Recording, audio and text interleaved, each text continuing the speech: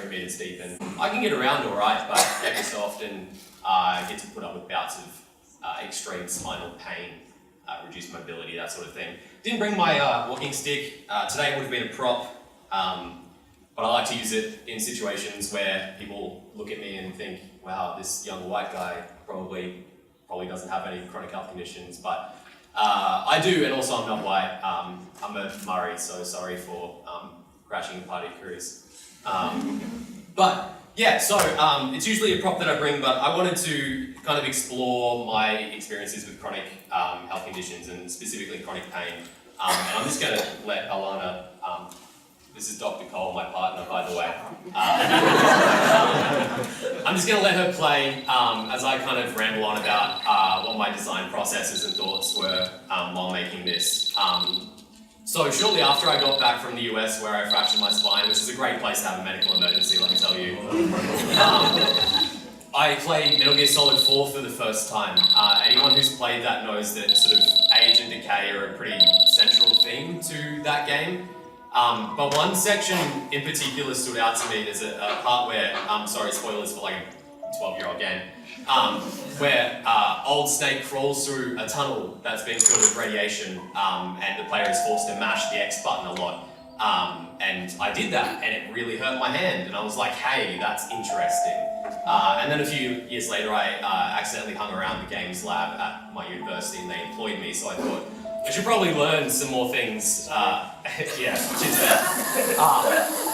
But yeah, I learned some things about game design, and that was sort of one of those things that stood out to me. One of the design experiences that kind of really resonated. And I wanted players to physically feel things. So I'm not quite at the point where I can hit up SK Louis and start making use of his fantastic innovative control schemes, but yeah, it is something that I wanted to do. So I took something really simple like quick time events that a lot of people who play video games are familiar with and decided to make them hostile to the player. I wanted the player to feel challenged. When I started getting into game design, one of the kind of driving principles that I had was I want to make games that aren't fun and that you can't win. Because I think there's enough games that are fun and enough games that you can win that, you know, some variety is nice, right? So yeah, I was inspired by something called the spoon theory, which is an analogy for chronic health conditions developed by a woman named Christine Miserandino. She has lupus, and she sort of describes having lupus as having sort of a supply of spoons each day that you have to expend on small tasks. And if you don't have enough spoons to expend, then you can't do the task, or maybe you borrow from tomorrow's supply and you're kind of reduced in what you can do. So yeah, part of that anecdote talks very specifically about the challenges of putting on individual buttons. So throughout Rise, you have a couple of choices that you can make between, you know, an easy t-shirt that's maybe not... Easy choices. Yeah. An easy t-shirt that maybe is not too difficult to put on, doesn't sort of stress you out or cause you any pain or great challenge. And you can put on comfy canvas shoes, or you can wear really kick-ass boots, but lacing every single hoop is an extra challenge. But this is my favourite bit, where you really get to see the game kind of be hostile to the player. Yeah, it's just one of those things that I thought was quite important to sort of challenge players' sort of relationship with the game controller itself, and force them to think about their body in a way that they maybe haven't had to before. After I eventually scrambled out of that 3 meter deep pit and figured out, you know, how moving worked again, I had to think long and hard about what my body could do. Is something being cut off there that I'm not seeing? No, I don't think so. I'm trying. Just, it's fine. That's being cut off. So, for this is the final task, but you can't see the last input, or the first input. You have to hold all of the face buttons and rotate both the sticks counter to each other. And unless you have exceptionally large hands, it's actually like nigh impossible to do with a standard sort of grip of a controller. Can I do that half while I do this half? Oh, right, you want me to hold these as well? Yeah, please. You holding all of the buttons there? Yes, I just don't know everything very well. So I pioneered the face technique. You get there.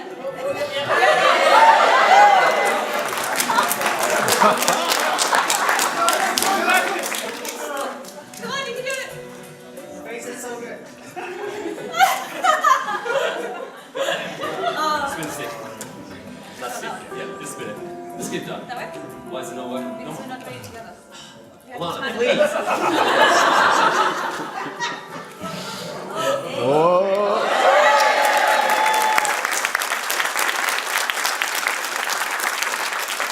is my dinky little game. I guess the empowering thing for people to know is that, like, yeah, if you're making stuff, you're a game designer, but I still don't really feel like one. But yeah, this is a dinky little game I made as part of my thesis, which has been submitted and has come back, so hopefully in a couple of months, Alana won't be the only doctor in the family. But yeah, I just want to say a quick thank you to everyone who helped with this project. You'll see them in a moment.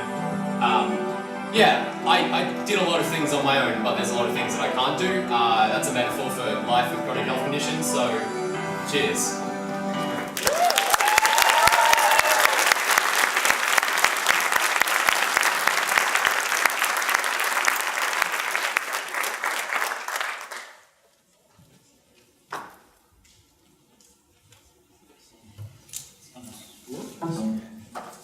Testing. Okay. I'm just going to adjust the audio. Okay, up next we have Wren, Brier and Dawson presenting Unpacking. Wren Brier has been working as a game artist in Brisbane for over half a decade. Notable titles Wren has contributed to include Jetpack Joyride and Fruit Ninja. She's now a freelance artist and independent developer working on her first indie title, Unpacking, which was selected for Stugan 2018. Tim Dawson is a multidisciplinary game dev who has worked as a 3D animator at a larger studio including Midway, Tim Bondi, Electronic Arts, and Sega before going rogue and starting an indie team that made the game Assault Android Cactus. Tim's the coder and general helper on Unpacking. Please welcome Wren and Tim.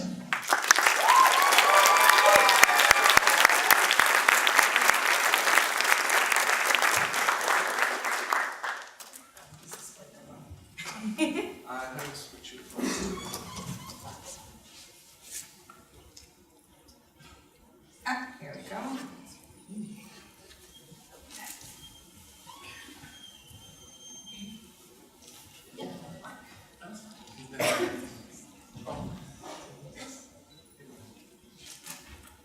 Does this work?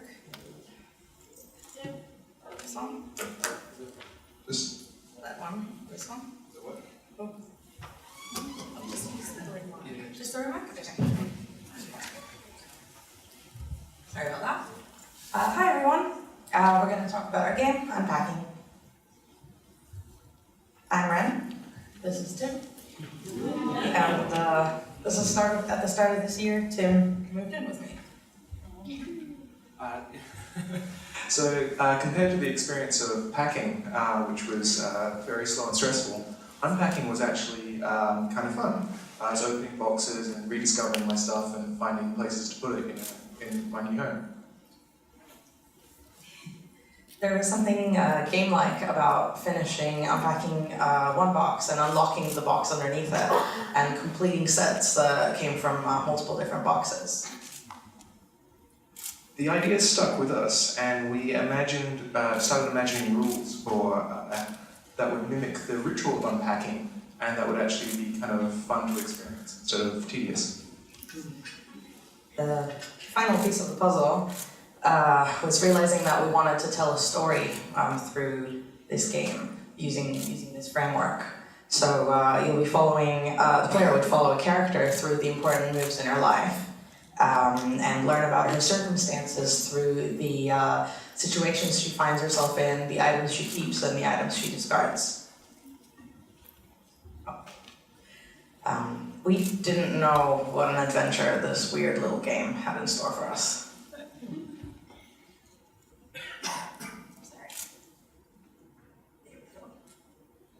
Around the same time, the Swedish Games Accelerator program Stugan announced it was accepting its applications for this year. For those that haven't heard of it, it's a international program where 1 to 3 person teams get to, from around the world, come together invited to a cabin in the woods in Sweden to work on their dream game. While we had heard of the program, neither of us had been in a position to apply in previous years. But this year was different. We had Unpacking, and we figured it was worth a shot. Started a prototype. We got our prototype to the point that you could take a handful of items out of boxes and place them on a simple grid system around a half-finished room. And sent in our application and hope for the best. And we got in. Student was amazing, the mentors were fantastic, and the people in our year were incredible. Some of them are right over there.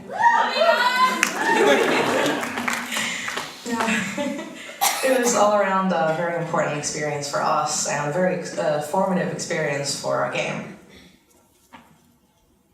So when we got to Stugan, we had a clear goal in mind for what we were going to accomplish. We wanted to build the first four environments to a fully feature-complete state. Yeah, no. We were so young and naive back in March. So what we achieved instead was we took one room to a much higher quality level and a much deeper understanding of our own game. Now we're gonna show you a bit of it. Live demo time. Yay, where's my mouse? Oh, here we go. Screen.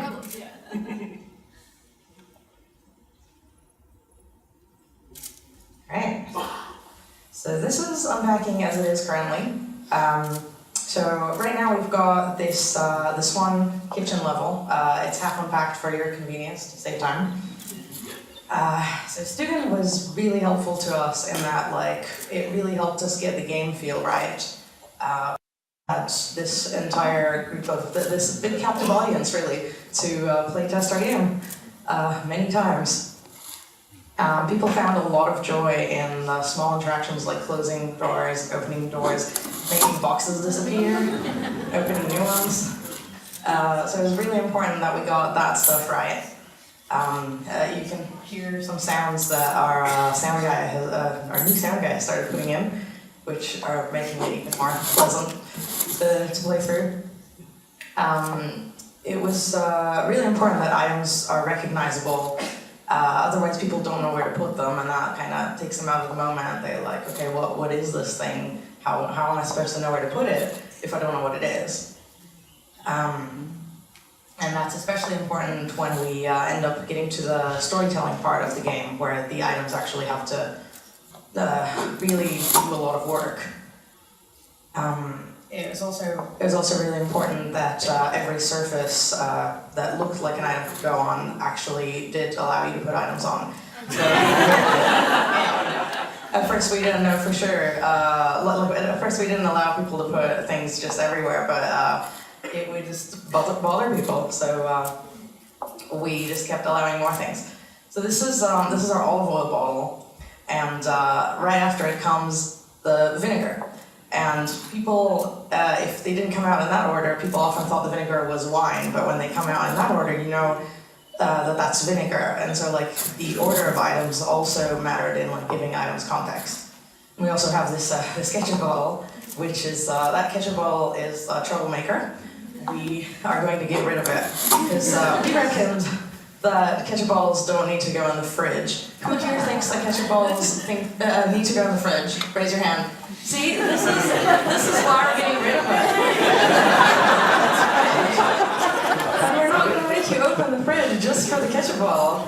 So it's going away. It's a criminal. Okay.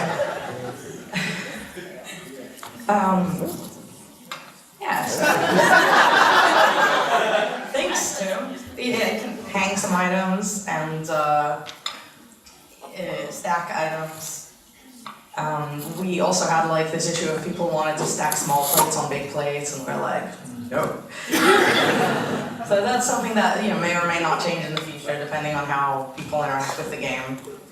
I think Tim's almost done here. You should have put the bin in a stupid place. Yeah. Yeah. So now this is our validation system. And when we first introduced it, it made people really angry. People don't like feeling judged about their choices. So we slowly made it less and less judgy and more accepting of the different places people wanted to put things. Okay, we should probably wrap this up so we can finish the rest of the talk. Oh, Tim really wants to finish it. You left something up there. Oh yeah. Thanks, Tim. Yeah. There we go. Good job.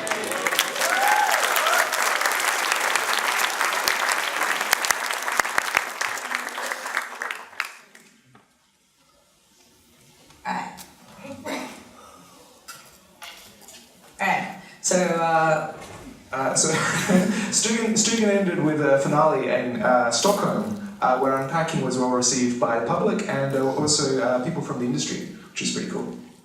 and I wanted a special souvenir from this once-in-a-lifetime experience, so I got this tattoo of a Swedish cabin, also known as a Stugan in Swedish, in a cardboard box. I was worried that going back to my normal life in Australia after this would be boring and depressing, but it's actually been really exciting. We've done another showcase in Brisbane. The game went viral. It made it to the front page of Reddit Gaming. It's just been wild. Yeah, so we're currently we're talking with some publishers. We're here at Parallels talking. In a couple of weeks, we're heading off to San Francisco to show the game at Day of the Devs. And also Jeff Van Dyke has joined us as the audio guy. So There's there's still quite a lot of work to go. We have 22 rooms planned across 7 time periods, and currently expected to take about a year and a half to finish the whole game. Yeah, it's a big game, but I'm excited to see where this weird niche game about taking things out of boxes will take us next. Thank you.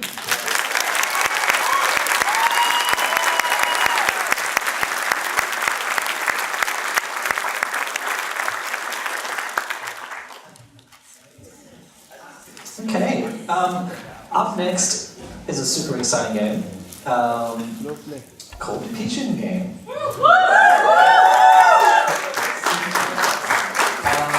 And it's made by Leura Smith, who studies here at RMIT.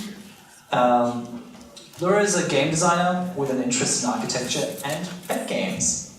A recent graduate from Bachelor of Design in Games here at RMIT. She aims to make games that are simply about nice things. Put your hands together for Leura Smith.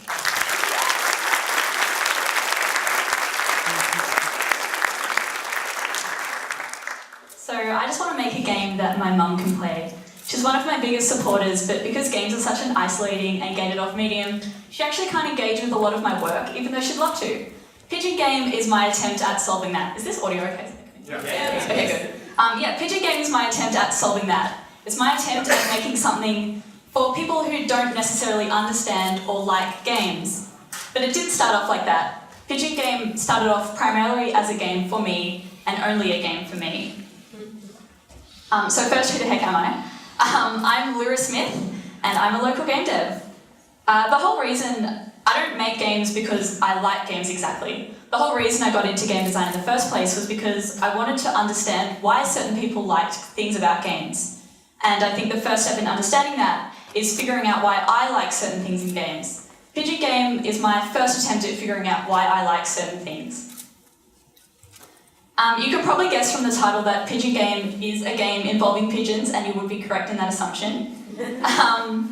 Pigeon Game is primarily a game about watching, chasing, feeding, befriending, petting, and importantly, holding pigeons. My design goals have really changed a lot when making Pigeon Game, but at the moment they're making something playable and appealing to lots of people, and making something that I like. Yes, Pigeon Game is based off things that I like, but because it's built off a focus of why I like certain things, I think I'm able to relate my understanding of why I like things into creating an experience enjoyable for lots of people. For example, I like pigeons because they're goofy and weird. So I made all the pigeons out of a tit. I like giving pets in pet games personalities in my head because it lets me engage with the game on my own terms. So I've got lots of different varieties of pigeons in this game, so each player can give each different variety of pigeon a different personality. For some reason I always think the brown one is a bit posh. I like Daiso because I find a lot of their products cute, simple, and not stressful. So all the UI is made out of sticky notes from Daiso.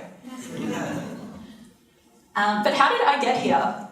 So a couple months ago, actually probably almost half a year ago, I was on a casual walk to Coles. It was kind of a cold night, but I had a bunch of jumpers on, so I was feeling okay.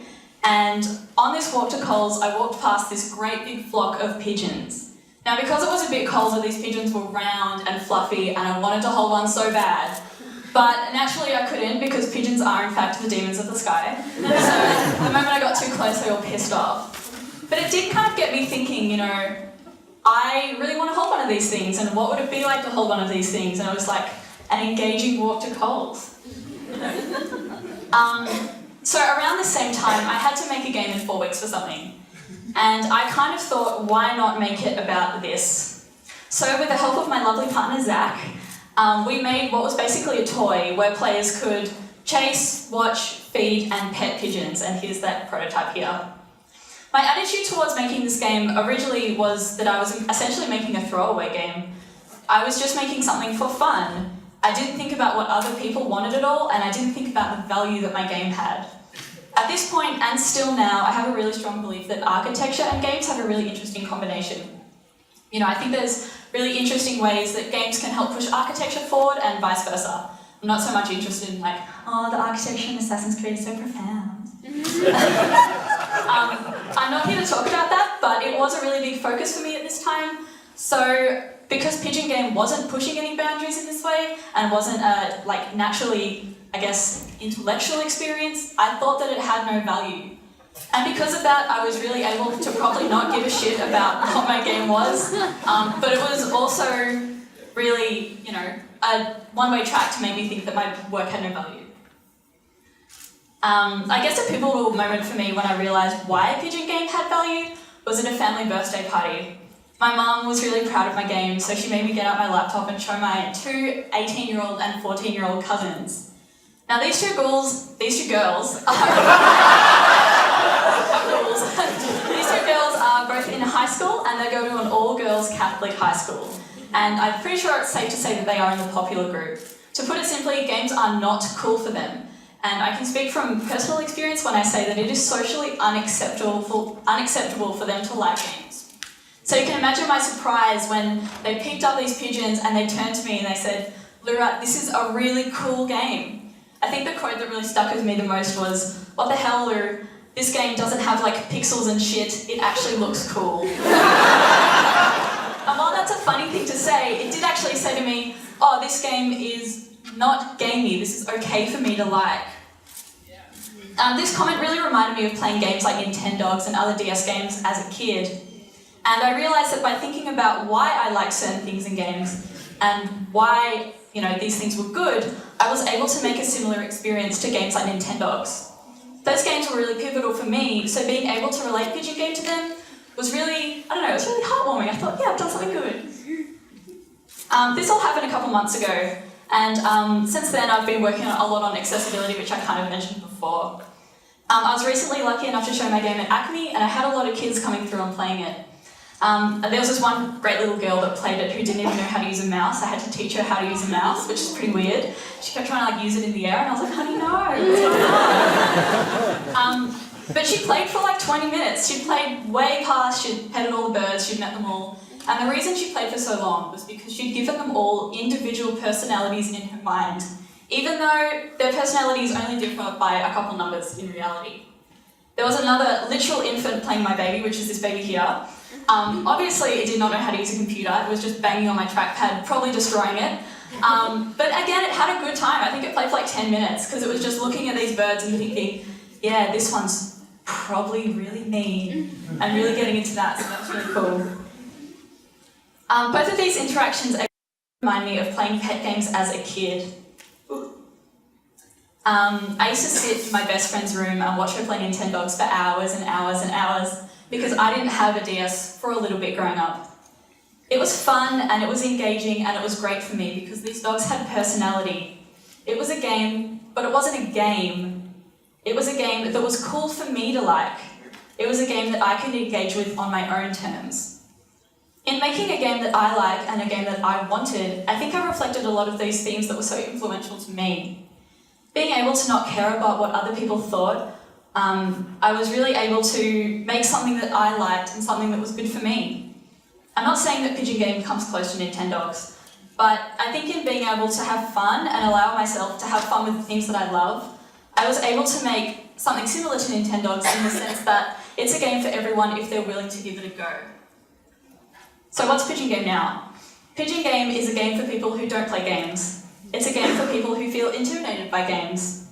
It's a game for people who don't know how to use a mouse. It's a game for my dad and my cousins and literal infants. It's a game for me. It's a game for my mum. Thanks.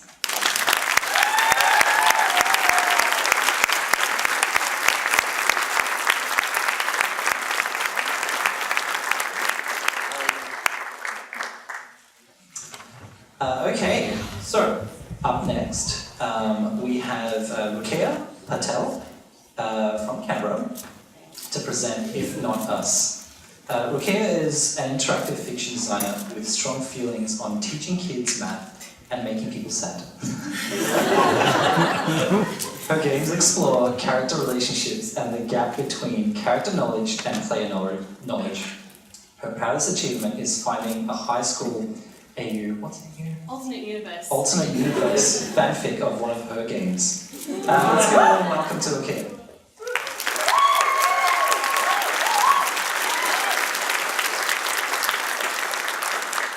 I'm slightly apologetic because Leura has now warmed our hearts so much, and I'm about to break those hearts. My other proudest accomplishment with If Not Us is that it has been one of the top-selling sad games on itch.io for the last 9 months. There we go. Alright, so today I want to talk about this. You know that thing you like? Apparently you can just put it in your game and you are allowed to do that. And that is incredible. That is so exciting. You can take things you like and you can make them yours. And you can do your own shit with them. It's amazing. Sorry for swearing, cousins at the back. Okay, so If Not Us is an interactive fiction anthology. So it's a collection of 5 IF games about 5 heroes who go on a quest to save the world. The quest is a disaster. 4 of our heroes are killed, and the last one has to decide what they're going to do next. So we've got 5 stories, 5 different protagonists, 5 alternate timelines where a different hero has survived till the end. It's a lot of 5s. So I'm going to quickly introduce you to the cast. This is our cast. Now this game is a very literary game. It draws a lot from classic fantasy tropes, classic fantasy archetypes. I have heard it described as a really terrible game of D&D, which is not accurate. So basically we have our tank, our mage, our berserker, our cleric, and our rogue/trickster sort of character. And the reason it draws so heavily on those archetypes is because the more I play off what people already know, the less I have to explain. If I tell you this character is a chosen one archetype, you already know like half of their plot. It's very efficient, I love it, it means I can be super lazy. So, of those 5 games, I'm just going to show you quick snippets of how they all work because they all work very differently. We have one game which is a sort of stream of consciousness where you're jumping around in a character's mind. It's very abstract, it's very weird. We have one which is a conversation with a character where you can get different prompts and they'll respond and you will guide that conversation in different ways. We've got one where you're writing a letter and you have to choose what the character writes, how they present this information, whether they're optimistic or pessimistic. One where you're jumping around on a character's personal timeline, going backwards and forwards between events, trying to piece together what's happened. And one which is a good old-fashioned text parser game in which you type in directions and you get responses, because apparently people can still write those in 2018, thank God. So, I want to talk a little bit about sincerity and what makes a game personal. Because I think a lot of the time when we talk about it, we sort of conflate personal and autobiographical. And this is not an autobiographical game for really obvious reasons. But it is a very personal game. It's got so much of what I love about fantasy, because I grew up reading it, so much of my worldview, my passions, my opinions. It's not autobiographical, but it's really, really personal. Like, it's so personal that when I have to say the name, If Not Us, to somebody, I actually physically cringe because I'm so self-conscious of how much of myself is in this game. And that makes it really hard to talk about it when you actually can't talk about it without feeling a little bit self-conscious. But here I am, hooray! Woo! Thank you. I had notes for what else I wanted to say here, and they have vanished, and I am trying to remember. Yes, okay. Thank you for your patience. There's something really hard about writing a game that is different, but that is really sincere about being different. That isn't apologetic for being hard to get into, that doesn't make fun of itself, that takes itself really sincerely and really earnestly.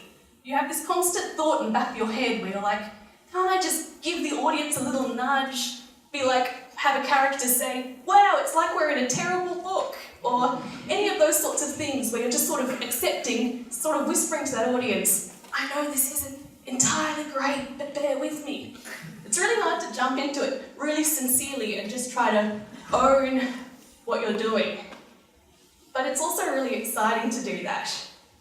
So I've taken If Not Us to 2 conventions this year. I went to AVCon, I went to GammaCon, and it is not the sort of game you normally take to conventions. And I really wanted people to know what they were in for. That was really important to me. I didn't want people to come and have a look at my game and sit down to start playing it and then turn to me and go, is this a reading game? That was about my worst possible nightmare. So, this is my booth at AVCon. It was the easiest way to be very clear what people should be expecting. And you know what? I had some people who would walk past, they would read the sign, and they would physically recoil. They would move away with this expression of absolute disgust. But I also had people who would stop and read that sign and nudge their friends and walk up to me and say, I love reading. I love being sad. And that was about the most incredible experience. I skipped over this before, I'm going to go back to this. This is a list of things that I wanted to put in my game, that I was really self-conscious about having in my game, because these things are also important to me. They're stuff that I love so dearly that it was like, by putting it in my game, I was giving a little bit of secrets about myself away to the audience. I was telling people stuff that I didn't necessarily want people to know about me. But I also believe that all this stuff is really good stuff, and I thought what I was doing was good. So this is a list of things I put in my game anyway. This is basically a talk about how I, sort of like what Leura was talking about, I made a game for me, and it was indulgent, and it had everything I loved in it, and other people liked it as well, and that was amazing. So this is the rest of that photo.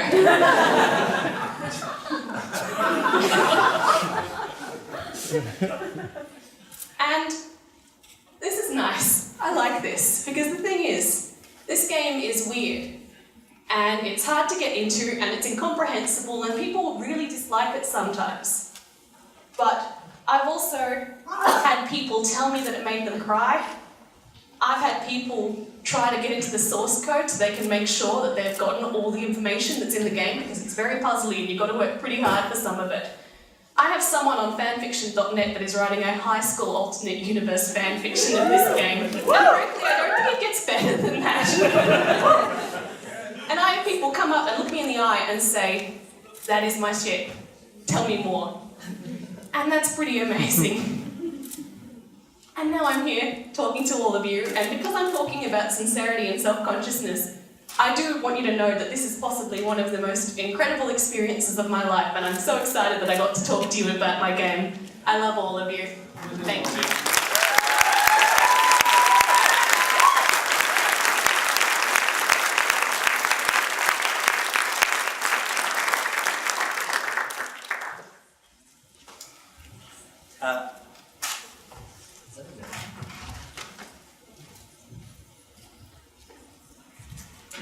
Test. There we go. Cool.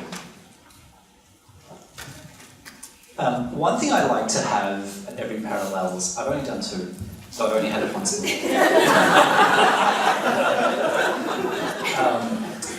One thing I like to have is a talk that's slightly different, a talk that's perhaps not a talk.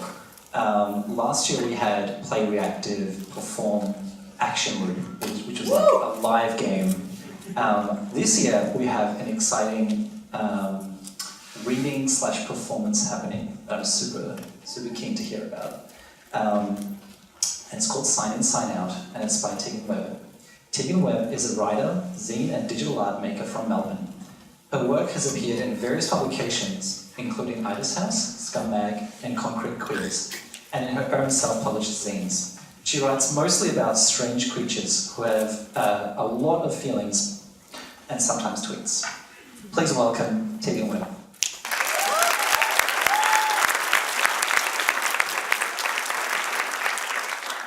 Hi.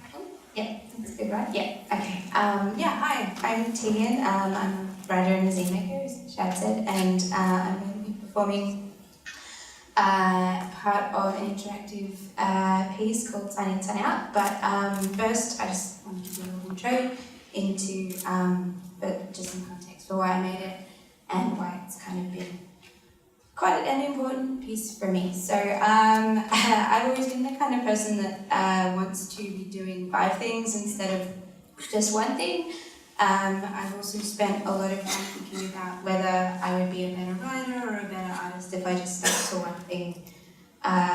And if sticking to one thing might also help me take that kind of gross imposter syndrome feeling that sometimes makes me want to crawl down in between couch cushions at the cool lit or zine or games party.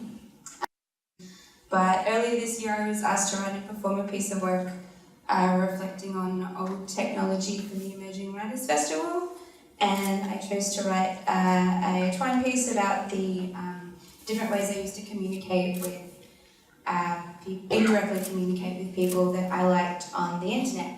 I was super nervous about performing something that I thought was maybe too wordy and too gamey at the same time, and just really weird in general. I thought I'd kind of jump the shark with this one, but it went really well, and once I calmed down a bit, I realised that not only had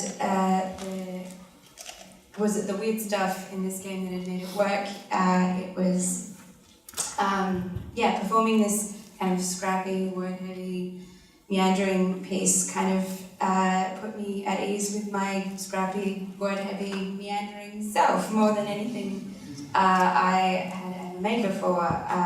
It also confirmed my suspicions that maybe that my best work was actually the stuff that comes out of these kind of in-between spaces that I occupy.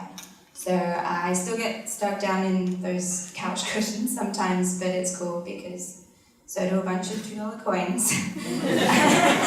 So I'm going to let the work now do the rest of the talking, but thank you for indulging me, and thank you, Freeplay, for having me, and I hope you like it.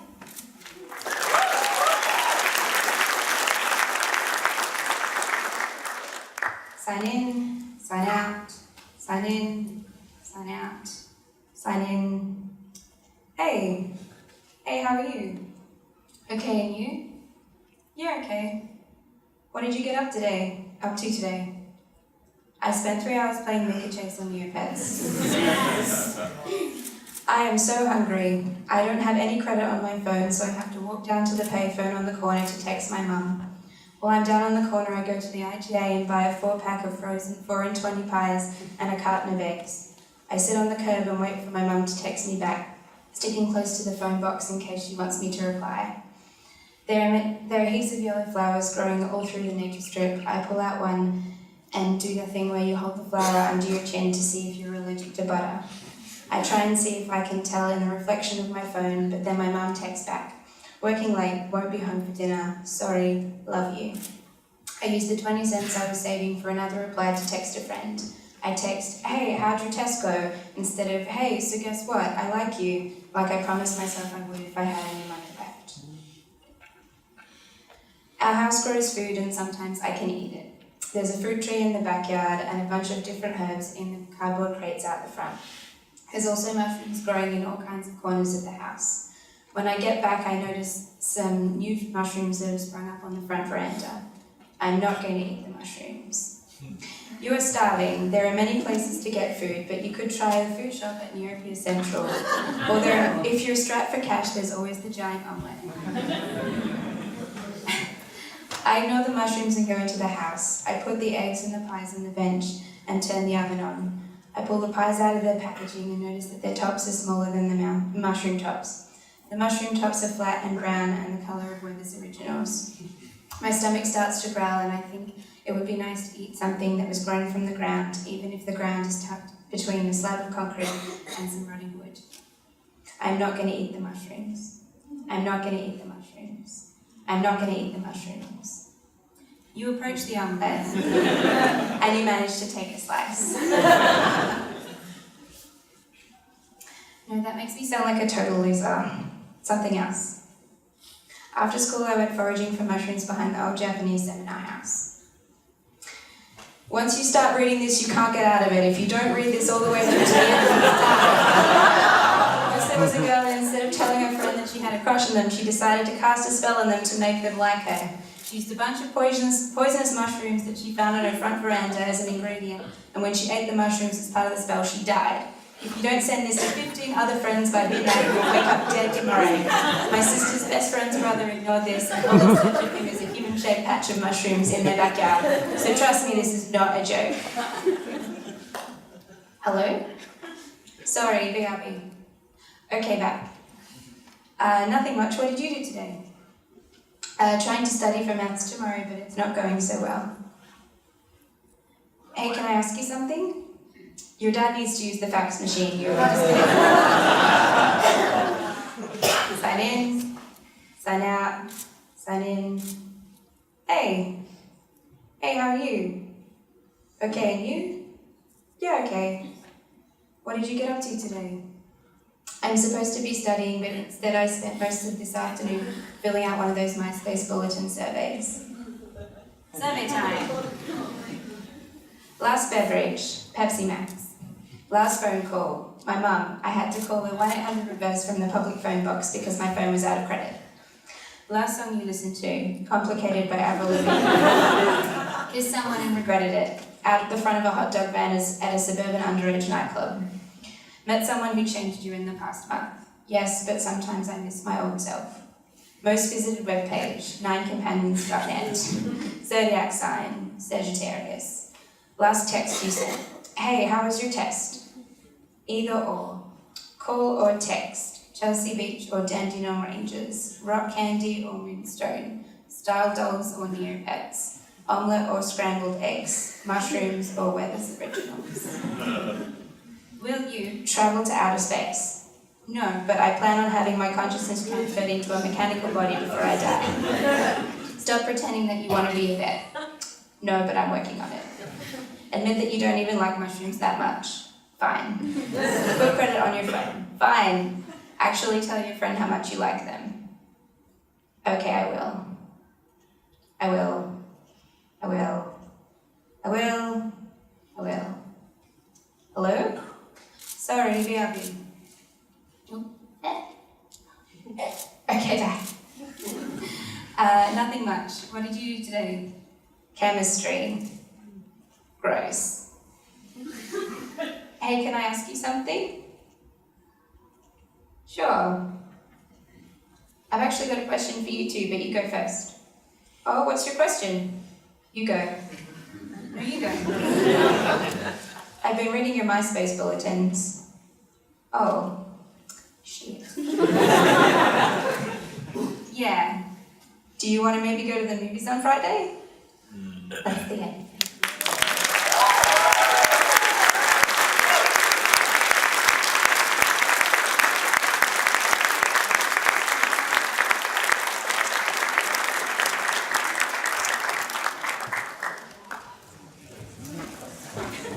Okay, so we're about halfway through now. Our next speakers are Cecile Richard and Andrew Gleeson, here to present 2 games. Cecile Richard, also known as Dory Muncher, on the Bad Blue website, is a full-time jock making bitsy games, designs and illustrations. Their favourite train station is, seriously, no contest, Parliament. Andrew Gleeson is a semi-professional gamer and big fan of... He's also a video game developer. His dream game is an MMO inspired by RuneScape, Animal Crossing, and Dark Souls. Give it up for Cecile and Andy.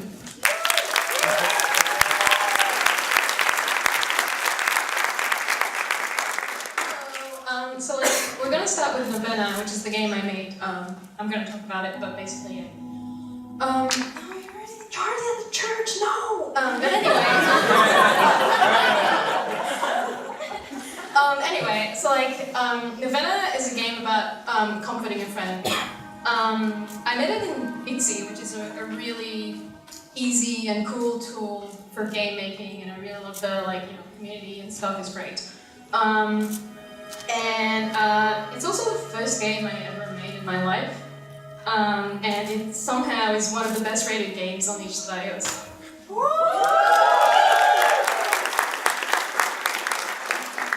Yeah, so let's get into the game. So a novena is a Catholic thing. It's a devotional prayer where you repeat a specific prayer for 9 days. And with you have a specific intention or request in mind. Also we're gonna play the game as I talk about it.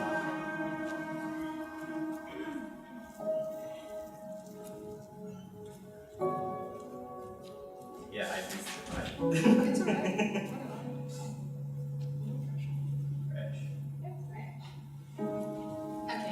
And so I made this game in June this year. It was during a Bitsy jam, so basically the community just organizes a jam every month, and this theme this month was ocean, and it was really inspiring to me, but I'll talk about that later as well. Yeah, and so I made the game in just a few days. It was really, yeah. And so I first started with writing a poem, which is something I never do usually, but I just did that. And so it uses a lot of repetition as a way of representing existence, but also progression of the relationship between the player, the player character, and the ocean. And I then used the poem as some sort of script for a short narrative game, and started making a storyboard and concept art for it. The first drawing I made was the beach scene, so that's it. I basically dismantled the poem into sequences that made sense. So I basically underlined a sentence and was okay, that's that scene, and this is this scene, and whatever. So I was basically organizing it in a way that that made sense narratively, I guess, something like that.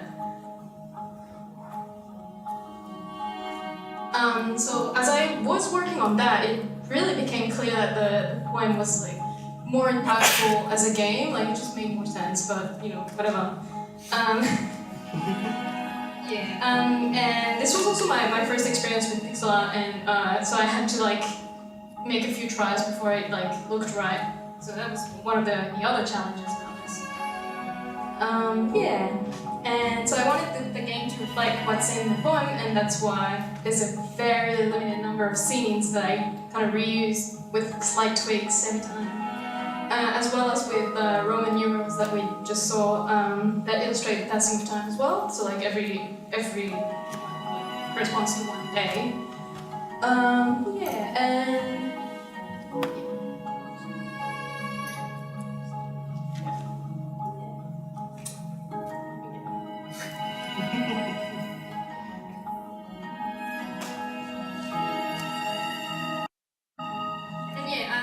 as the ocean gets worse and it shows it visually, the player has really no choice because I decided.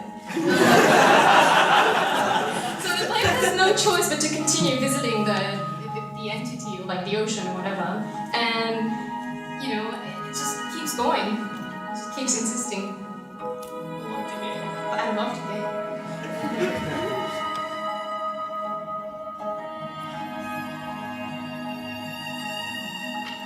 And the ocean exists in like not talking as well. But yeah, like so you just go and you decide to try again tomorrow, which is every time it comes back. Eventually the player character asks the ocean, what's up, what's wrong, what's up?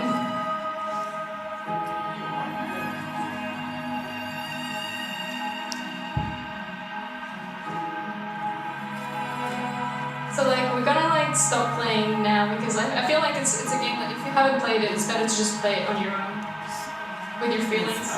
But whatever. At least it's fun to watch, yeah. But yeah, so like that's it for now. Well, let's just say that like that's the big, I guess you could say climax, and like there was this like, how do you say it? Like this part. Should we talk about this part? It's like usually there was like this spark thing that like appeared like as a guide for like where you're supposed to like dive down into the ocean, and like this one it was kind of a mistake, and I was like, oh shit, I forgot to put it in, and then like he was like, no, just keep it, like it looks I need to do it, and like put it back, and it's like no, because that kind of the ocean is mad. It's like doesn't want to talk to you, and like it was like that's really cool. But yeah, anyway, so like I guess if I want to like conclude about this, is that I guess I kind of made this game to process my own feelings about like friendship and emotional support and stuff like that, and I feel like most people have been like in that situation, like in either role or whatever, and and just making this game just kind of helped me like find closure in some things, whatever. Like I don't know how to talk about this, but anyway, and this is kind of a story that I wanted to tell for ages, really for years, and I tried to make a comic out of it. Didn't work. It was shit. And the poem was fine, but it wasn't great, and so making it a game really worked. I was like, oh, game, that's good. And yeah, so it ended up being like really good, and it didn't blow up, but lots of people really liked it, and I have a lot of comments that say, you made me cry, and I'm like, woo! And I think that's a good thing, having people relate to whatever thing you made, and that's a nice, like, powerful thing. It really validated me as well. Like, it was my first game, and I was like, well, it's kind of like, well, continue making those games then. It's like that why it felt like really nice to have that sort of validation coming out of people. But yeah, that's kind of it. There's one game. There's one. Not that. No. Okay, so like let's talk about the other game, which is a better game. Yeah. I don't know. It's more How are we cheap. for time? 4.5. Yeah, we don't.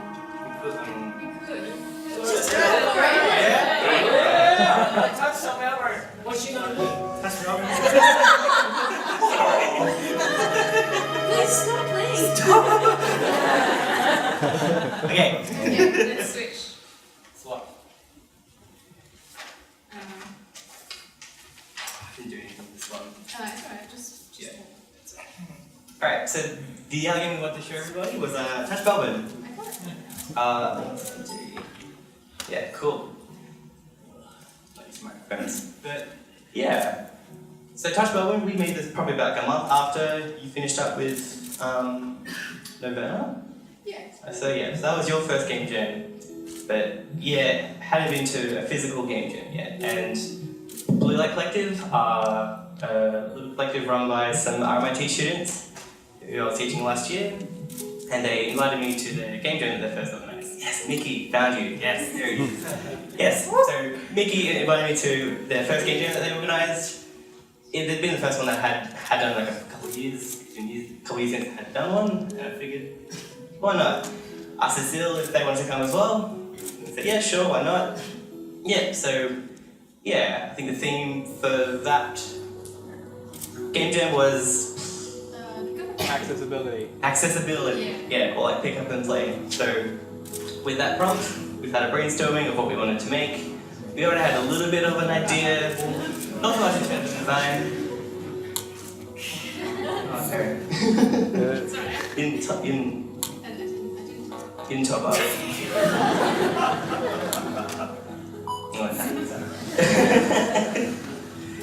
So yeah, we crap. It was something about so the game jam, so the only problem that we had for that's right, I was talking about what we wanted to make. Like before we got the theme, is like I just wanted to make something in this art style because this one of Cecile's art style. They made like a theme last year in something similar. You know, like, oh, let's make something like this. Let's make something like interactive,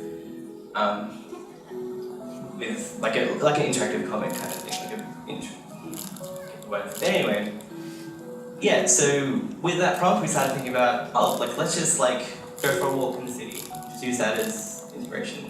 Let's see what kinds of things we could think of, and just let's just use Melbourne as the and just focus on those smaller kind of things that we kind of take for granted every day. Don't even think about it. So we started making something like that. We started thinking of different kinds of scenes. Oh, this one's my favorite. Everyone's favorite. Let's just go play it. Yeah?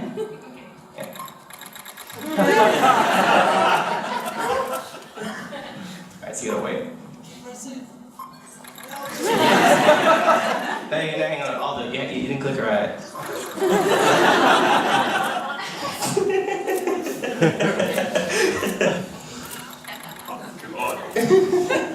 Just go green. There we go. Finally. And yeah. We had a structure to this, but we didn't. I didn't. Silly, I just wing it. But yeah, the whole idea of the games, maybe. I think when we first started, we were we should open with I don't know, an alarm or something, and then we're like, oh shit, no, that's Florence. And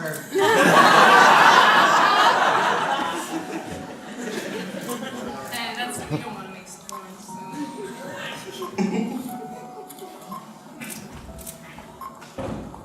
So.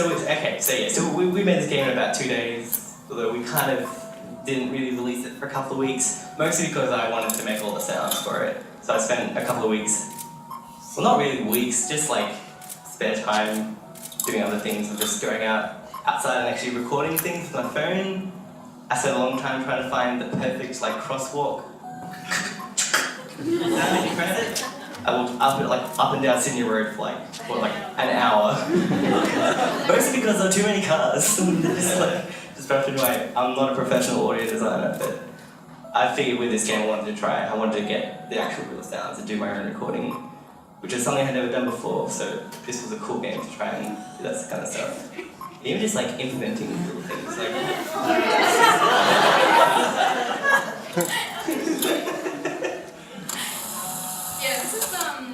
so this is, so if people haven't picked up on this one, this photo booth is the one that just sits outside Flinders Street Station. It's probably one of our first dates that we went on, so we kind of just use it as a... Don't say that.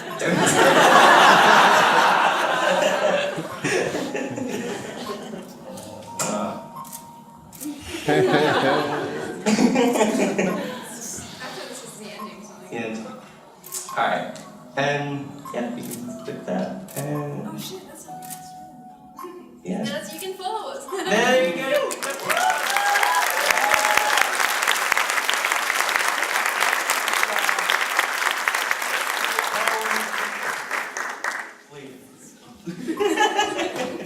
Thank you, Jen. Thank you.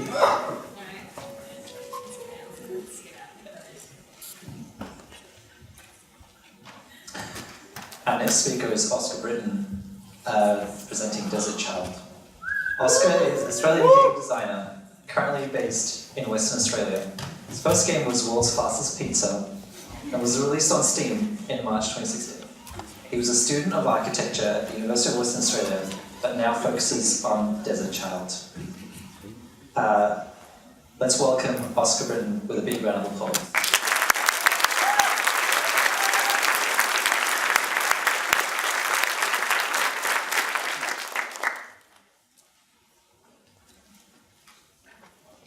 We went into the stuff folder on the desktop, if you're trying to find where your talk went.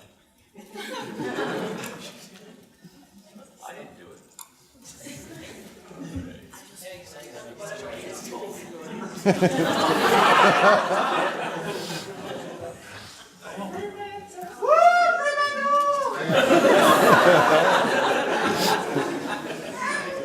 How's it going? My name's Oscar. I'm from Fremantle, Western Australia. Magical land in the West, where men were men, women were men, and children were men. Lovely. Got the gayest harbour in all of Australia. Sorry, Sydney. And schooners are a boat, Sydney. And we've got the greatest Australian landmark you've ever seen, Dingo Bower Mountain. It's an icon of such pride, you can find it on all sorts of places.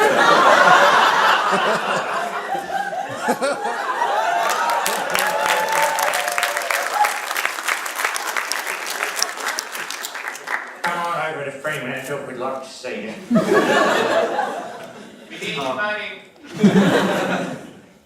I made a game called Desert Child, and I have a logo for it.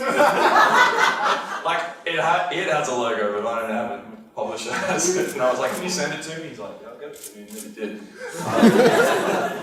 It's a lie. He did, but I didn't put it in the talk. This is the main character. He doesn't have a name. He's just a guy. And he was based on a friend of mine, or he was based on a character I drew, who was based on a friend of mine. His name's Nelson. And this was a game that I made, and I never finished it in 2014. And yeah, that's kind of based on my friend Nelson. He just had really cool hair, and I was like, oh, put you in a game, man. This is him. He's in a super ego, and they used to be called Pound Negro, but then they went to tour in the US, and they're like, we're not booking you with that name. Change your name, and then we'll book you. So yeah, they changed the name to Super Ego. And he looks pretty cool there, and I was like, oh, you look really good on stage, but he's the biggest dog. Like, he just watches anime all the time. Right? But I was kind of thinking about that, and I just thought how like Method, and I was listening to a lot of Wu-Tang at the time, and I was thinking how like Method Man and Red Man and stuff, when they did all their stuff in the early 90s, and they're just like rapping about Voltron and shit like that. And I was like, man, these guys are the biggest dogs. Like, and they came into that video because he was wearing a fucking visor. And I'm like, what are they? So I was like, I kind of wanted to, yeah, like, just kind of make him sort of look a bit lame, but in a cool way. I don't know if that really came across. Also, I needed to get rid of the dreadlocks because after working on this for like ages, I realized dreadlocks are really hard to do in pixel art. Actually really difficult. This is the only screenshot in the game of the game that I put in the talk, so feast your eyes. But yeah, well, so something that it's the city that the game takes place in is based on Fremantle, and people have been like, wow, you put all these like things like that. That's the market up there, and that's like a building that's there, obviously. And people are like, oh, that many women in niqabs in Fremantle, that's pretty wild. I didn't realise that. And I was like, oh no, I can't really take credit for that, because at first I was like, yeah, I'm going to be really multicultural, I'm going to put all this stuff in the game. And then eventually it was just like, I'm lazy. Just have them. I can't be bothered drawing more people. So. I did tweak it a little bit, like I made it only colours in this one. But there you go. But seriously, if you're like singing like, oh, it's so hard to be inclusive and multicultural, it's like, oh, it's fucking easier.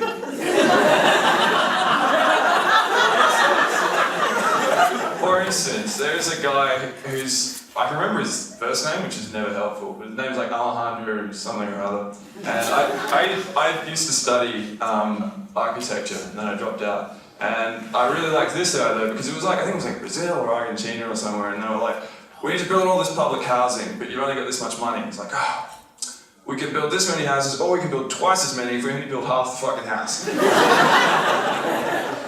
they were like, that's a terrible idea. And he's like, no, it's great. We'll just build all this, like the scaffolding and stuff, and people can just customize it themselves. That's actually like the coolest idea ever. I fell in love with the idea because, like, people just like, yeah, make what they need. Some people just have they put the car in there and stuff. And that avoids the problem of like where in England where you just got like these like streets of identical houses and stuff. They end up looking really cool. And I did the same thing in Destiny Child, except I was just like, oh, it's great, I'll just draw like one half and I'll just cut and paste. And then people like, I've had people from like South America, oh my god, I get the reference! I'm like, laziness! So a big thing in Desert Child is like all this music that I wanted to put in the game. I did it all myself, and that Kevin 07 one, I just want to tell you like a little joke about that one. So I met Kevin Rudd once. And he was a guy, and he comes in, I was on exchange in Jakarta, and he's just like, hi, Kevin, how are you doing? He comes to me and goes, oh, what do they call you, Shorty? And I didn't even think, I'm just like, oh, well, they call you ex-Prime Minister.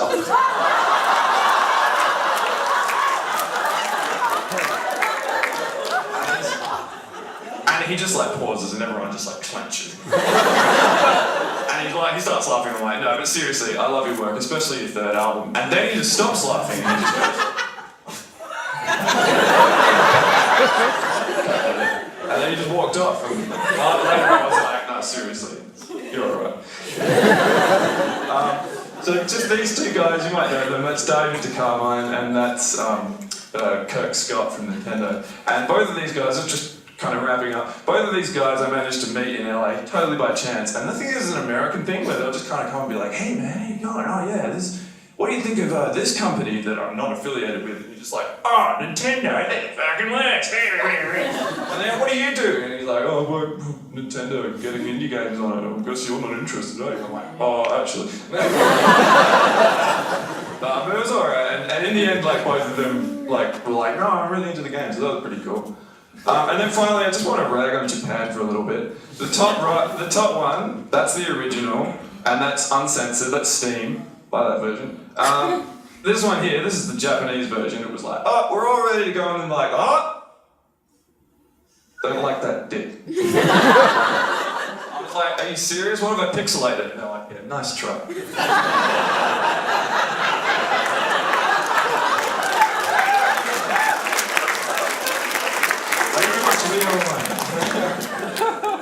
That's the end.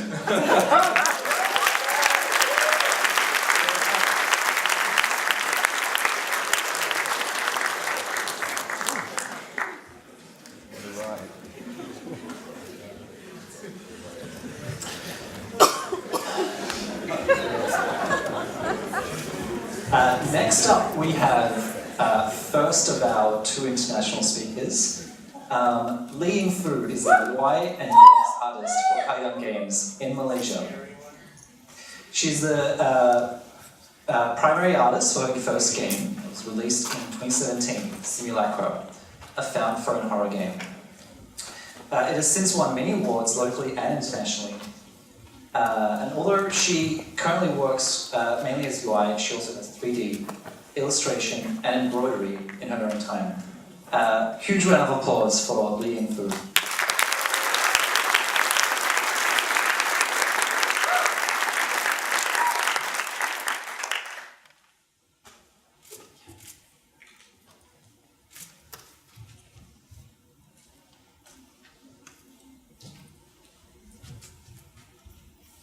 Okay, everybody. So for all of you who don't know, this is my first time in Australia. My first time giving a talk, and I met Chad whilst playing my first ever escape room. So in the spirit of first, I'll be talking about my first game, how it's made me into the game developer I am today, and what that means to me. My name is LeeYing, and I'm a UI artist. I come from an 8-person Malaysian indie game development team called Kaigan Games, and the game I'll be talking to you all about today, my very first release of a game, is called SIMULACRA. So SIMULACRA is a found phone horror mystery game where you have to look through a missing woman's phone to find out what happened to her. So basically you have to go through her chats, her call logs, her gallery to unravel the mystery behind her disappearance. The entire game simulates a phone, so if you can already imagine, the game is pretty UI heavy. It's one of those games where the UI is the art. When I first started onto this project, I didn't consider myself to be an artist at the time because I didn't feel like I was actually particularly good at any one thing, let alone something as specialized as UI.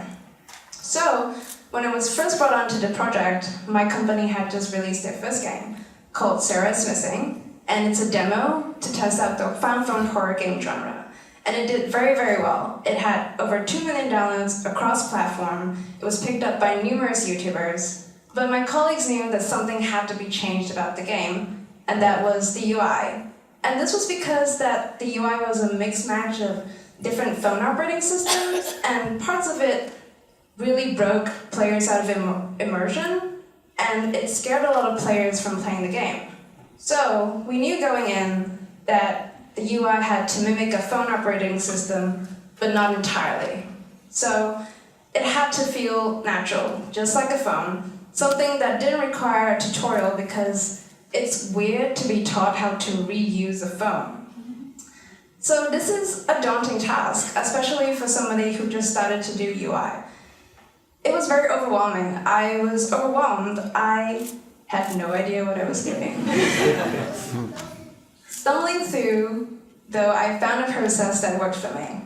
So I started by addressing and identifying the things that needed to be changed about the Sarah's Missing UI, and these later became the building blocks for the UI in the future. So there were different things that needed to be changed, but these were the major ones. So starting off with the status bar. If you can look at the status bar from the game, it looks like your average phone status bar. But this in itself created a problem. So when the notifications would come out from the top to the bottom, because we would be simulating a phone, the players actually had a hard time differentiating between the game's notification and their own phone notification. So they didn't know when their friends were talking to them or the game was talking to them. So this is great for the first shock value, but in the long run, it really breaks people out of immersion because people are constantly second-guessing their notifications. So another thing that also kept happening was both the iPhone and Android users kept pressing on the home button because we have this back button on the top left corner where you have to press back a few times to go back to the home page. So the players wanting to go back to the home page reaches for their home button, accidentally quits the game, and then they have to go back to the phone, go back into the game, and experience the whole game again. So this is really, really frustrating. And another thing that needed to be changed, and this is more of a development-centric issue, our icons imitated the iPhone rounded square icons. And people who have worked with Apple know that they don't like it when apps imitate their products. So this needed to be changed. And one thing, the most damning thing of all, was that some players actually started to reset their phones because of this prompt in the beginning of the game. And this is because there was no clear separation from the game and their actual phones. So when people boot up the game and they see this prompt, they actually thought you needed to reset your phone to play the game. And this is obviously a big no-no. We don't want people to be resetting their phones when they play the game. So after identifying these things, I went through what many artists go through when making art, which is to make many, many many iterations. Because nobody gets it right the first time. So after the very many iterations, this is what I found that worked for our UI. So when you boot the game up, there's a clear main menu. The words begin, credits, reset, continue are all there to tell the players that, hey, you're entering into a game and everything you experience is part of the game. So if a prompt tells you to reset your phone, don't actually reset your phone, it's in the game. So with the status bar, I had extended it and I still kept all the information you would have from a status bar. It's different but still feels familiar. And for the notifications, they come from the right to the left via the yellow bar, like so. And this motion from the right to the left helps people differentiate between the top-down notifications that you would normally get from your phones. With the app icons, we put a little notch on the top right corner of the icons. It plays with a whole SIM theme, if you haven't realized. It looks like a SIM card. It's asymmetrical. It doesn't look like any other phone operating system, but again, it still feels familiar. And with the home button issue, we just put our home button in the game, our own system bar, so when the players want to go back to the home page, they don't need to be reaching for their own home buttons. So within the game, we call this the Iris OS. It's to basically tell players, like, this is different from your daily operating system. So when I explain to you now, these UIs seem very straightforward, these changes, but it took a year to make SIMULACRA. And people don't see the time spent in trying to figure out something that was quote-unquote simple. When the game shipped, I still struggled a lot with my identity as an artist, because UI, for the most part, in the majority's eyes, is still not art.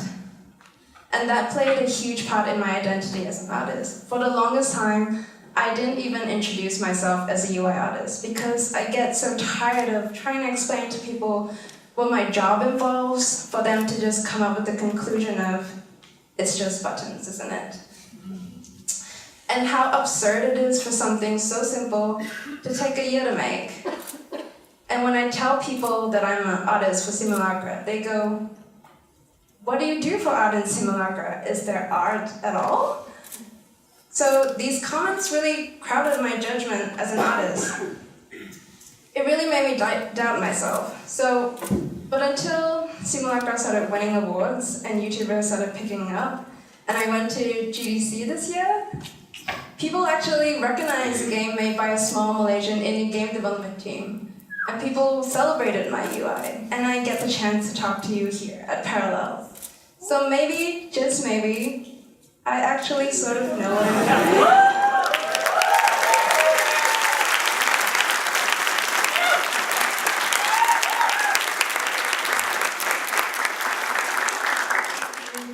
So with the release of my first game, I know now that everything is a learning process. You don't get good at what you're doing right away. And that expectation of yourself is exhausting. Because in reality, I do embroidery, I do UI, I illustrate. And all of these things are a learning process. My name is LeeYing, and I'm an artist. Thank you.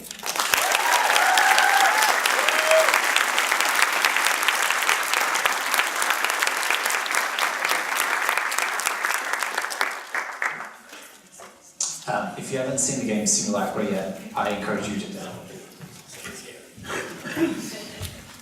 Okay, up next we have Mike Blackney presenting Dead Static Drive.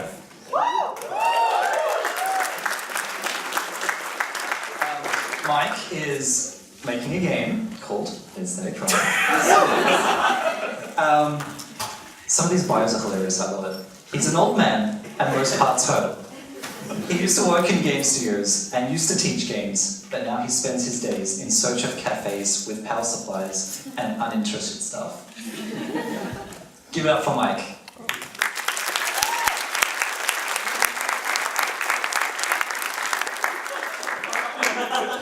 Okay, I'm gonna have to use this.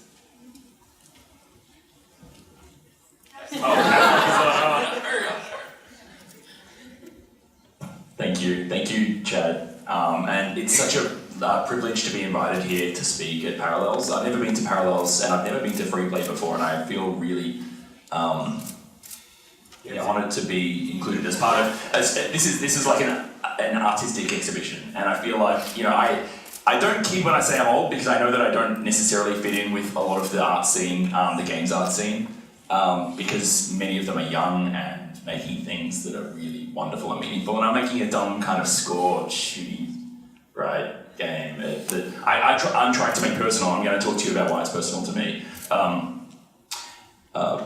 Anyway. And also, I just have to say, this is probably going to run really, really, really short, and the reason why is because I used to be a lecturer. Good. And every talk that I've ever given at a conference has gone over by at least 10 minutes, and given that we've got 8 minutes to do a talk, I was supremely worried. And I don't tend to practice things because I'm extremely nervous whenever I do anything. So I'm making a game called Dead Static Drive. If you haven't heard of it, that was actually the editor that was up just before, and I was just working on the build for PAX because I'm a bad game developer. I'm going to talk about my dad.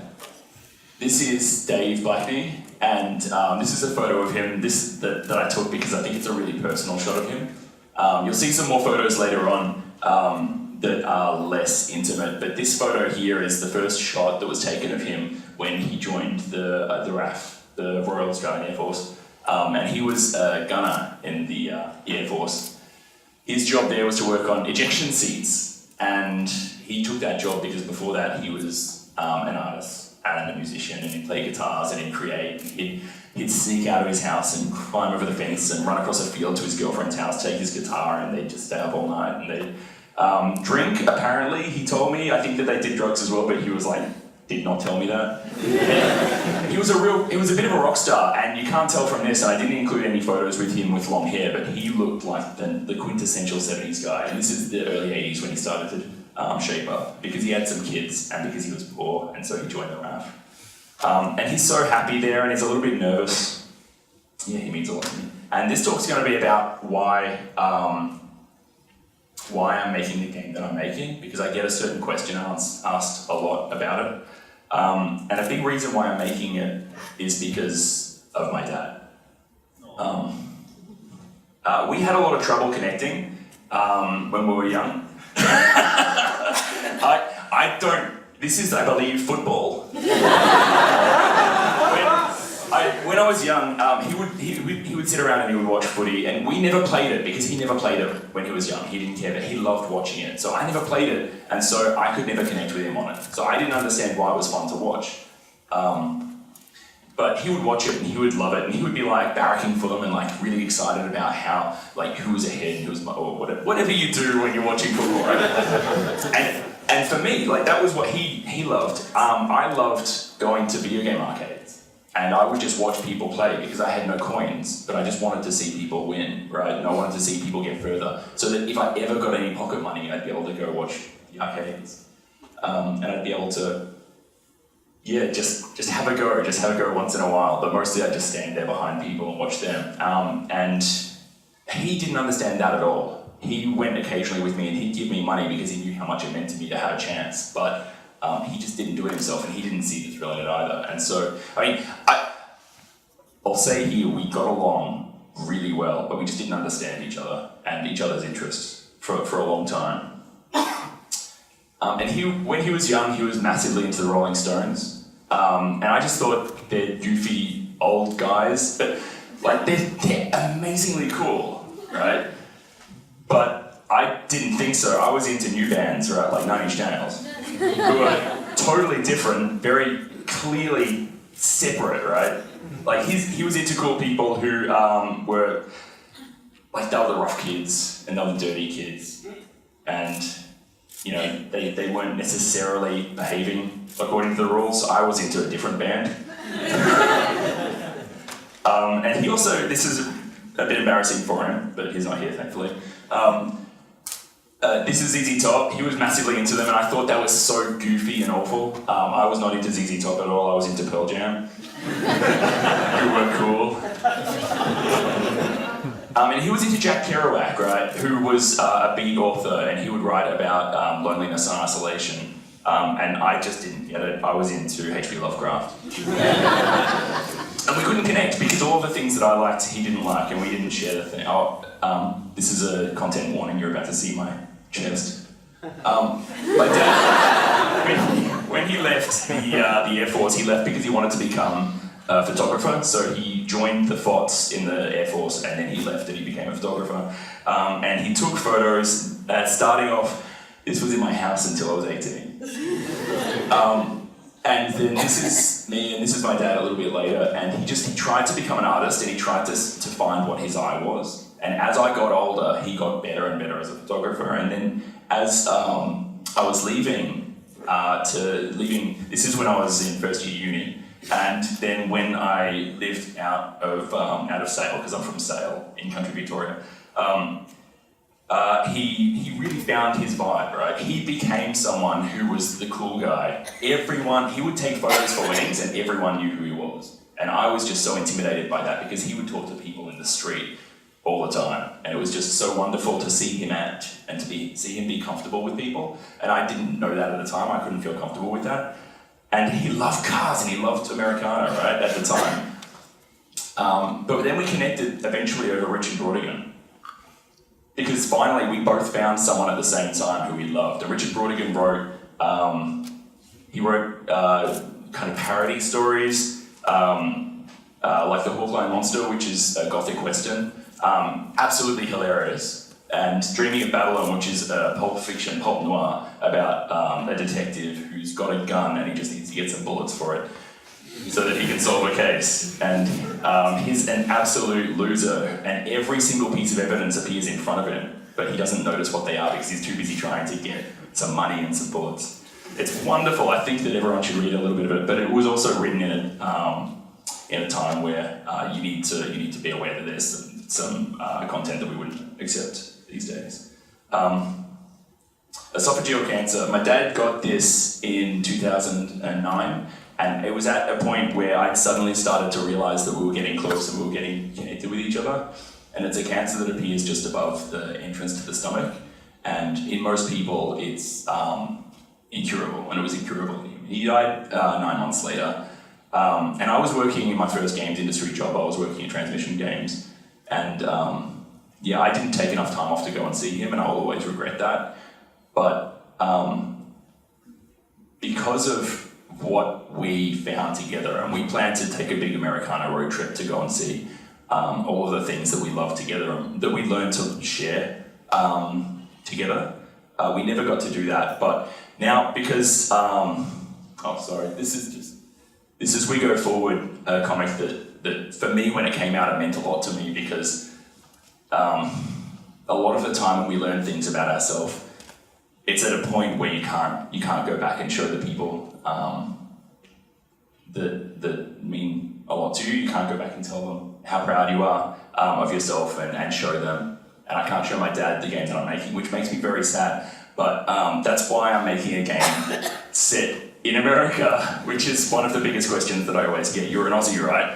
Why make a game in America?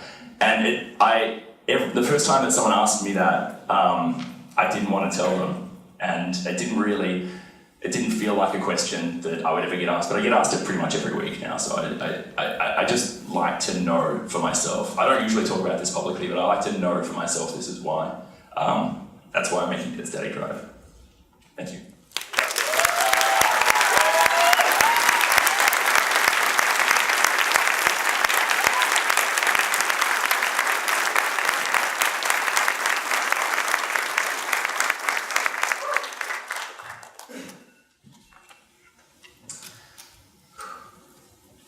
We're up to our last speaker. I kind of don't want Parallels to end. Our second international speaker is Paul Clarissou. Paul Clarissou makes quote-unquote video games, one word, that get angry comments on the freeware column of PC Gamer. Over the years, he's released many short-form games such as Orcas to Dust or Wish Fishing. And he recently worked on indie mobile game Vignettes, while also dabbling in generative visual design, zines, or whatever grabs his fancy.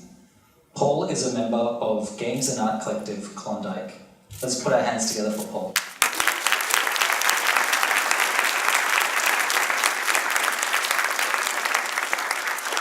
I wasn't actually aware you read the pipeline, so I felt very aware about it. So I guess I'm just gonna speak over the trailer for Vignettes for now. So Vignettes is a game that was made by Arnold Gibson and myself as the core team behind the project, but it also features the work of David Kanaga, who made the music for Proteus, and who made all the sounds for Vignettes. And we also got some production management and so on help from Management. So Vignettes is a game about spinning an object until it shapeshifts, which is really hard to explain in words, but hopefully that makes sense.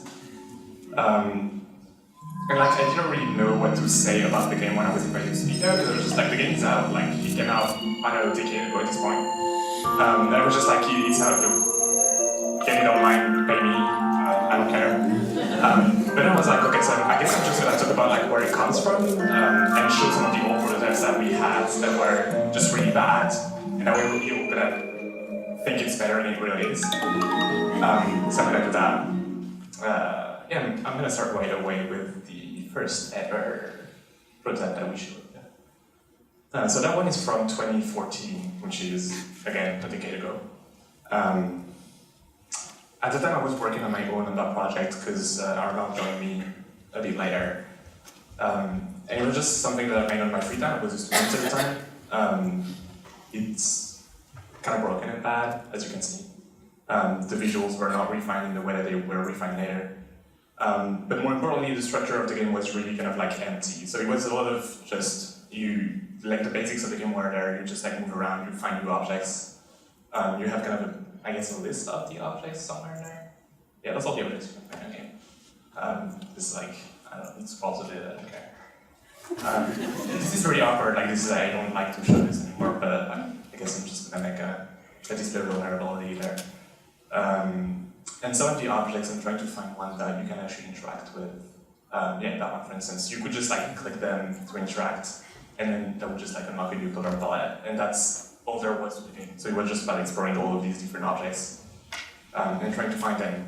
So then Arnold saw that and he was like, you could make that an actual video game, a capital V video game. And I was like, what are you talking about? The game's done. I don't care.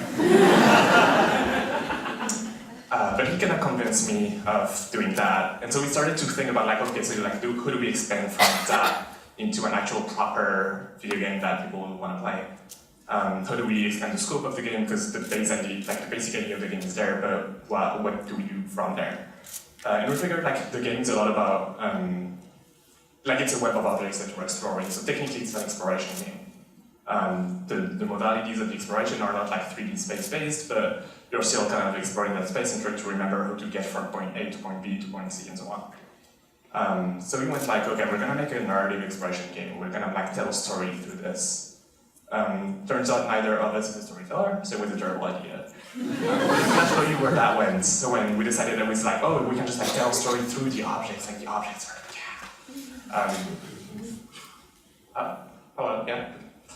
and so one of the things that we made, it was very on the nose, but we were okay, so the game is about finding new perspectives, right? So we're gonna make a game about how life is kind of turning in circles, but then if you look at the life in a new angle, then you can find new paths.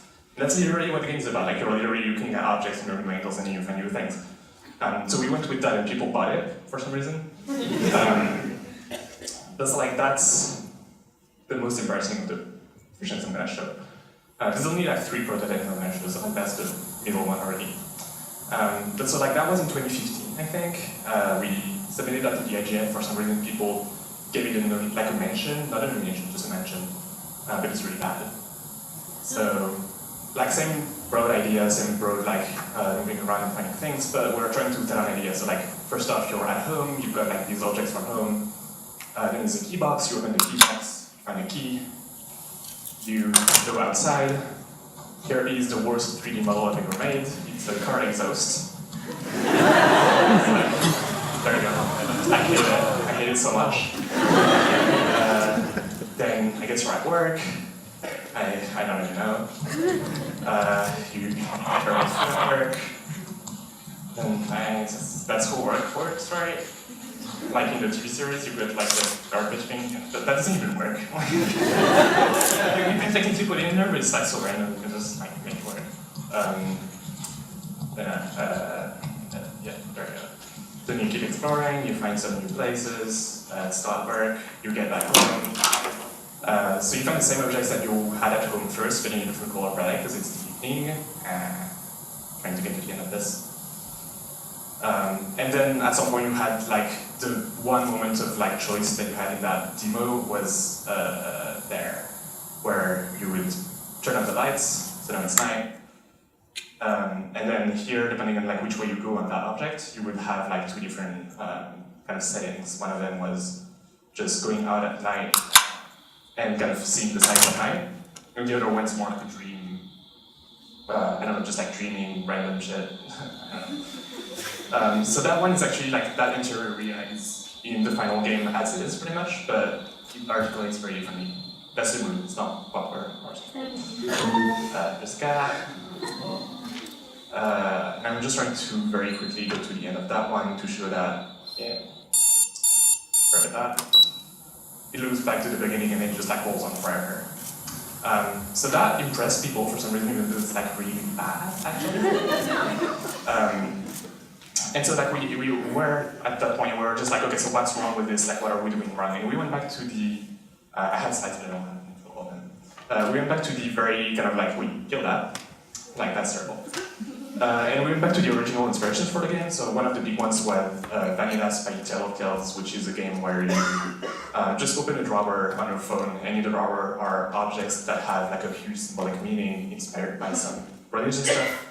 Inspired itself by Vignettes as like a movement in painting. We're like, okay, we're gonna refocus the objects themselves, and because of the Vignettes painting, like there's a seashell on the table, it's not because the guy went to the beach, it's because there's a symbolic meaning behind it. So we're gonna refocus the objects themselves, and forgot about the narrative and went more for like different kind of symbolic spaces.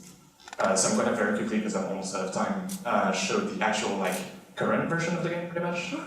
This is just a kind of computer dirty port of the one you can actually get on mobile right now. And just show you loads of it. But, so we added some like interaction with objects specifically. We obviously upgraded the visuals a lot.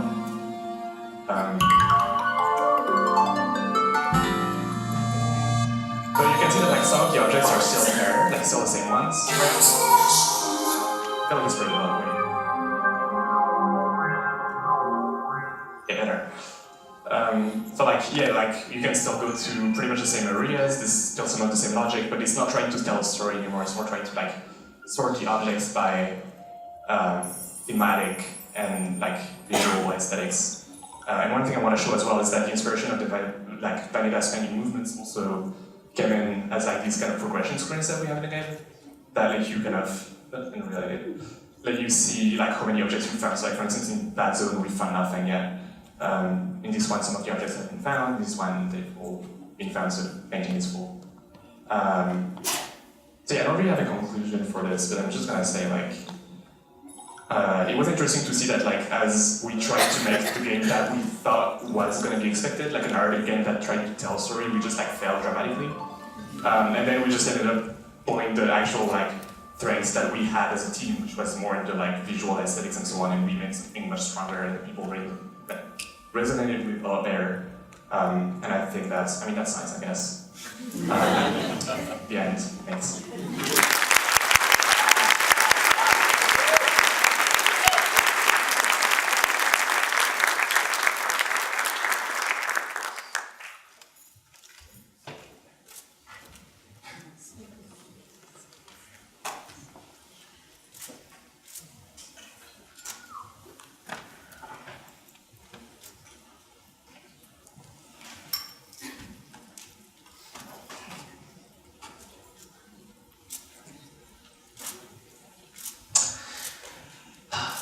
We're at the very end, unfortunately.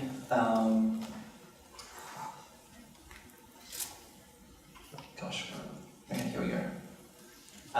Thank you all for coming. There's a few people I'd like to thank. First and foremost, I'd like to thank RMIT University and RMIT Games for hosting us and providing us with this space.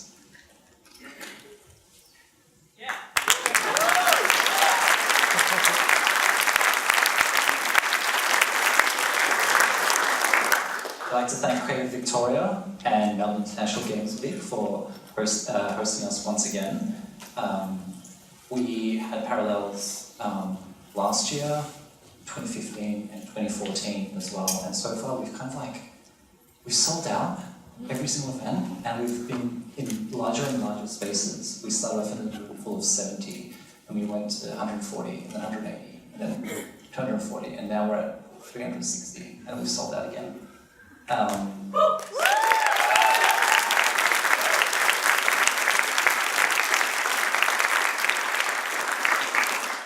So thank you, Creative Victoria, for believing us and supporting us. I'd like to thank all our speakers in trusting Freeplay with their time.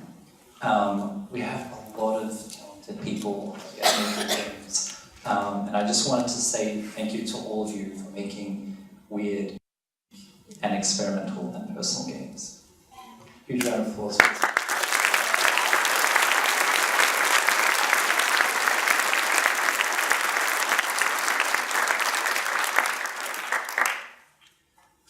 I'd like to thank our team. First, I want to start with the volunteers for making sure things ran smoothly today. Big round of applause for them.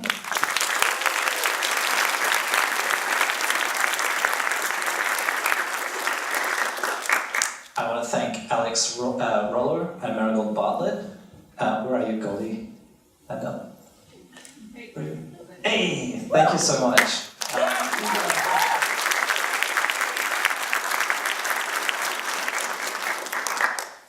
I want to thank Dan Golding for that amazing trailer.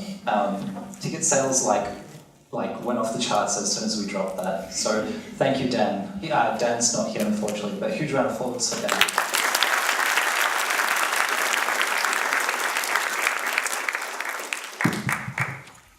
I want to thank Rebecca Anthony for being my right hand throughout this event. Thank you so much, Beck, and looking forward to continuing to work with you. Huge round of applause.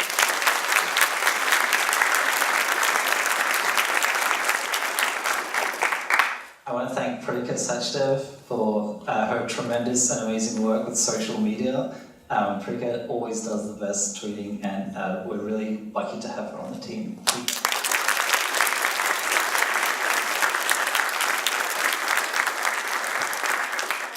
I want to thank Ben Turner for doing all the camera work. If you can all turn around and look at the camera and wave.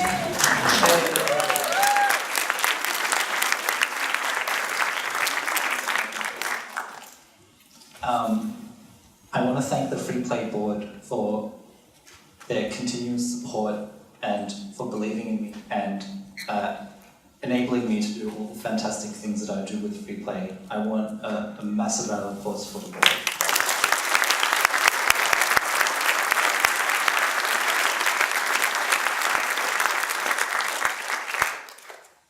I want to thank my housemates, Izzy, Lexi, and John, for their continuous support. Thank you so much. I couldn't have done this without you. And last but not least, I want to thank my cat, Aslan.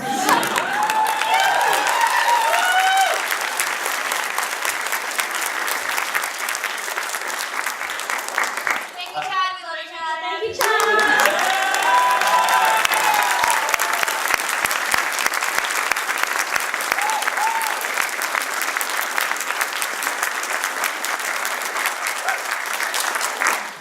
And I also want to thank all of you for believing in Freeplay, for continuing to push at the boundaries, for critiquing and resisting the status quo.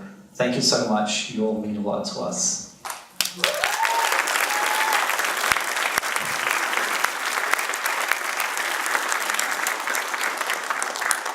I want you all to keep expressing yourselves and keep experimenting with games, and that's the end. Oh, and also,